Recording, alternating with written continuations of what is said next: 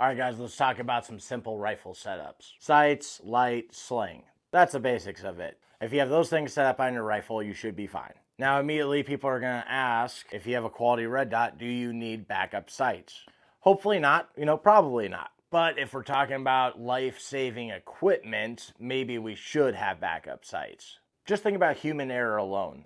Practically every rifle class I teach, there will be an optic at least that comes loose. So if your optic comes loose, it's good to have backup sights that are immediately ready to be used. The other thing is people forget to change batteries. Lights won't be working, optics won't be working. So having the redundancy to aim your gun when your optic stops working is probably a good idea. Now, it doesn't just have to be irons for a backup sight. Night vision dudes always have lasers mounted up at the front. And so if it has a visible laser, you should actually try and see if you can see that through an optic that's turned off. Then it's gonna work just like using your normal red dot, only you're referencing a dot that's actually on the target. If you wanted, you could even have two red dots. Or for you LPVO guys, I just mounted a red dot piggybacking on top. For an LPVO, I actually prefer this because it's just like having a carry handle mounted optic or like a Unity mount. It's higher, but it's very similar to a lot of my other guns. For backup irons, this Unity mount has a rear peep sight, and then I have a fixed front sight that I use with it. Now I get it, it comes with a front sight that you could just install on there. Some guys are doing that, and I guess that's better than nothing. I personally haven't actually tested it to see how good that is at what distance, but you're working with a sight radius that big, so that's not ideal, but better than nothing. On the front, I have a night vision AR15 tritium night sight. The thing I like about that is it's fatter, so I can actually see it. I have really bad vision. The tritium I don't actually care that much about, but the fact that it's white, it makes it easier to see. And the top rotates independently of the bottom, because as you're zeroing it, it's rotating, right? But once you get it at the correct height, you can just turn it back so that the tritium is facing you. AKs have built-in irons, so if you're putting a red dot on an AK, you should be able to quickly take it off and go back to using the irons. This one's not quick release because my backup sight is built into it. Now on this gun, I've got an aim point H1, another aim point right here, but even aim points break. We've broken them in class. So especially if you are training a lot with your gun, you want to have backup sights. Now what distance you should zero it at, I zero it at 50, and if I can, I confirm at 200. I'll do another video on how to zero it. Now sling. My favorite sling is the truck gun sling. I make it, it's the best. Reason why I like it is because when you grab the rifle, it's tight to the gun. There's nothing dangling, so if you had to get into action immediately, which as a civilian is probably the way it would be, it's not in the way and you don't have to even put it on. This also allows you to switch hands easier because I don't have a sling wrapped around my neck. For everyone who freaks out at that idea, just get better at shooting with your left hand.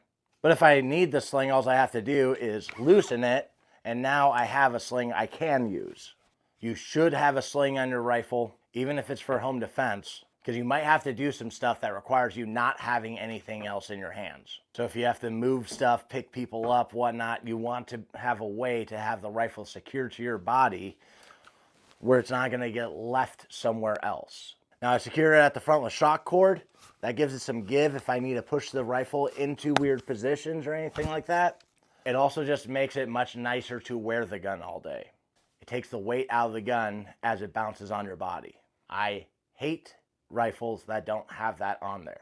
Just select the shock cord loop at the front if you order one of these.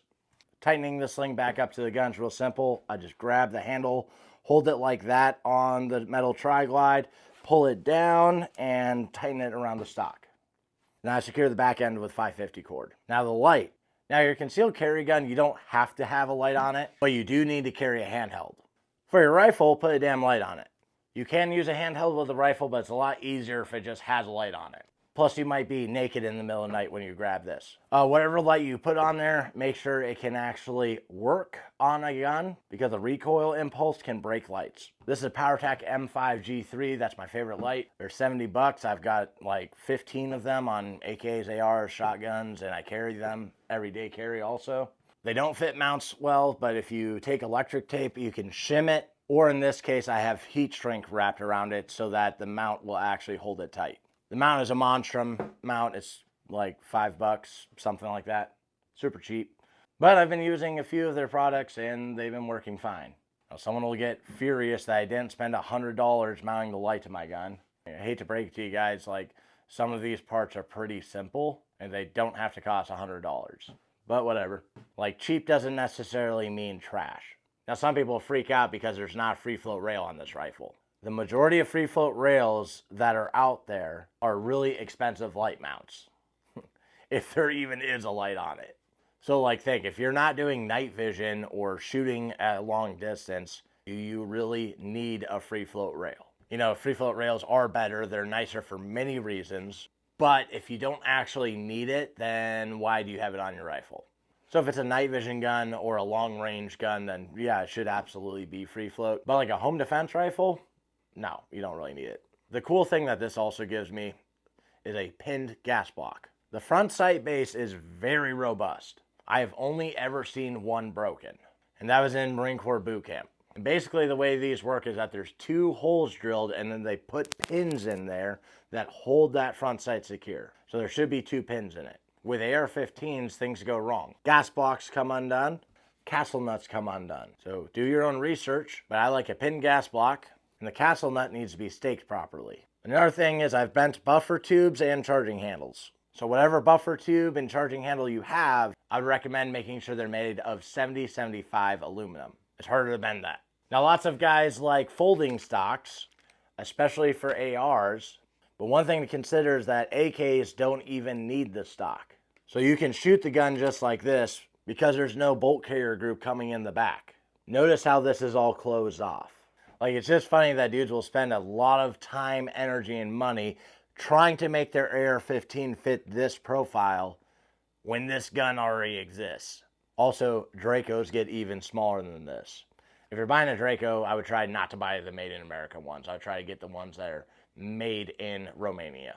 But these are Serbian. They're M92s from Zastava Arms USA.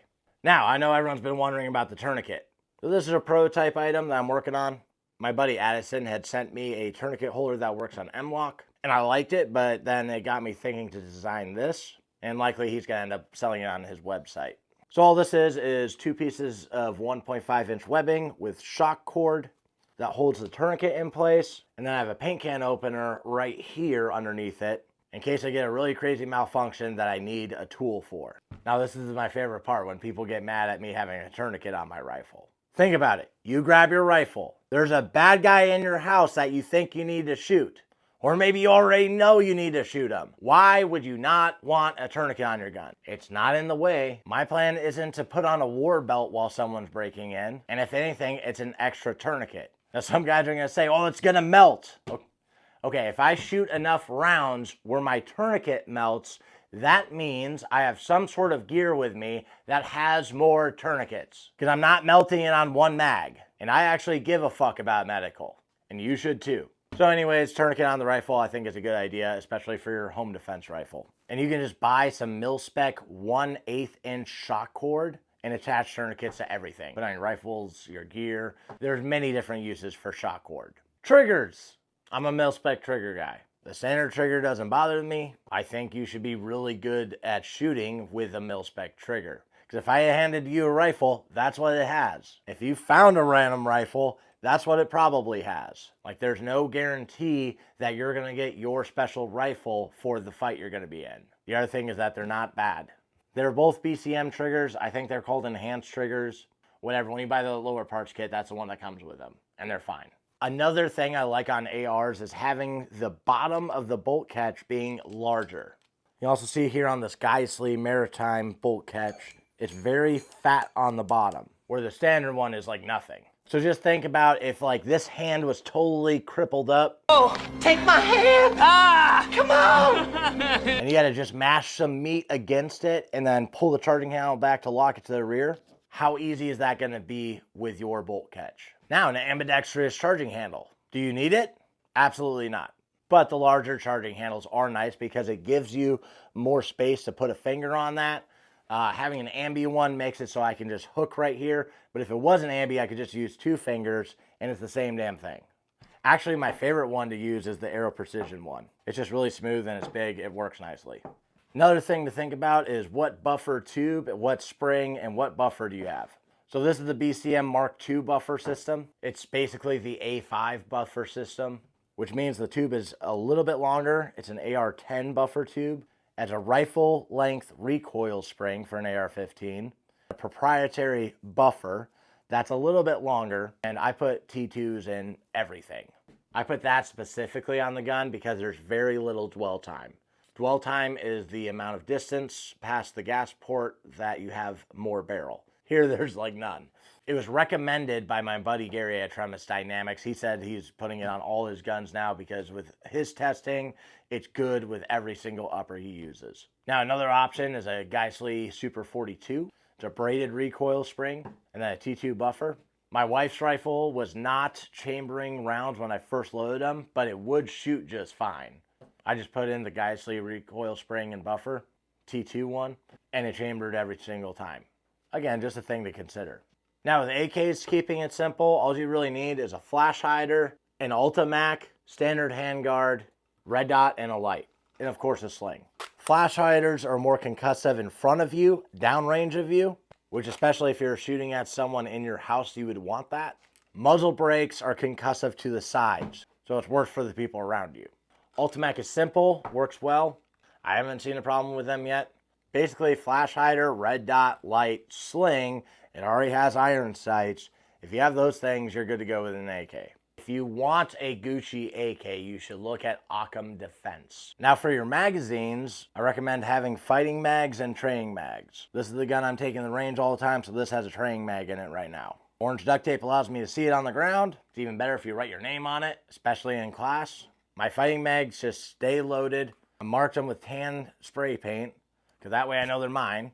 And that way I'm not wearing out and getting my mags dirty at the range. It's also a lot easier to not shoot all your rounds if you have mags that you're not gonna touch. So every time you buy a case of ammo, buy a couple mags, fill them up. You can do the math on what's gonna make sense for you to get a good supply of ammo that is there for you for only emergencies. For AR-15s, I like the Gen 2 P mags. They're real cheap, they're everywhere. There's always a sale going on where you can get them for less than $10.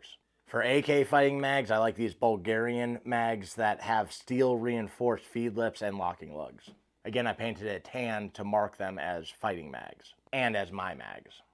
But yeah, guys, I hope that helped you out. There's a lot of things in there that I've said before, but sometimes a reminder is good because people don't get it the first time. Whenever you are setting up your rifle, I would encourage you to not try to go deep in the weeds too much, because at a certain point, you are shifting your mindset into the wrong thing. Gear matters, gear is important, but if you're only focused on gear, your focus is wrong. The biggest thing is that if you want to be effective with a rifle, you need to go take training. Watching YouTube videos is not training. Oh, I can shoot my gun good. That's not the same thing. Come take Rifleman 1, you will be learning how to fight with your rifle. And you will be exposed to some new information that I don't put on the internet. Also, if you want to try any of the rifles you saw here in this video in class, just email me and that's totally fine. I do free gun rentals. Alright guys, that's it. Thanks for watching. Keep fighting communism. Kill all pedophiles. And remember that training saves lives.